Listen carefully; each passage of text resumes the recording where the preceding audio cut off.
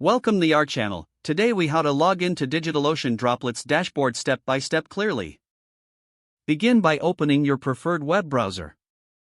In the address bar, type in the URL for DigitalOcean. Press enter to navigate to the DigitalOcean homepage. Once the homepage loads, locate the sign in button at the top right corner of the page. Click on the sign in button. You'll be directed to the login page. Here, enter your registered email address. Next, type in your password in the provided field. If you want to stay logged in, check the box that says Remember Me. After filling in your credentials, click on the Sign In button. Wait a moment as the system verifies your information. Once logged in, you will be directed to your DigitalOcean dashboard. From here, you can manage your droplets and other resources. Congratulations, you are now logged into the DigitalOcean Droplets dashboard.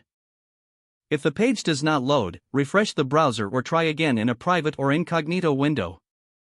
Make sure you are using the correct email address, then retype it carefully to avoid small typos. If your password is not accepted, use the reset option and create a new strong password you can remember. Check your spam folder for verification or security emails, then complete any requested confirmation steps.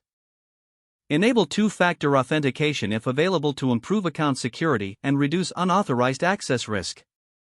After signing in, review your profile details so your contact information and settings are accurate and current.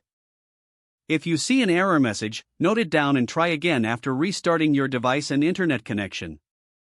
Log out when you finish, especially on shared devices, to keep your account and payment information secure. If the page does not load, refresh the browser or try again in a private or incognito window.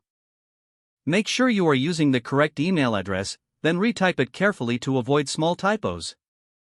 If your password is not accepted, use the reset option and create a new strong password you can remember.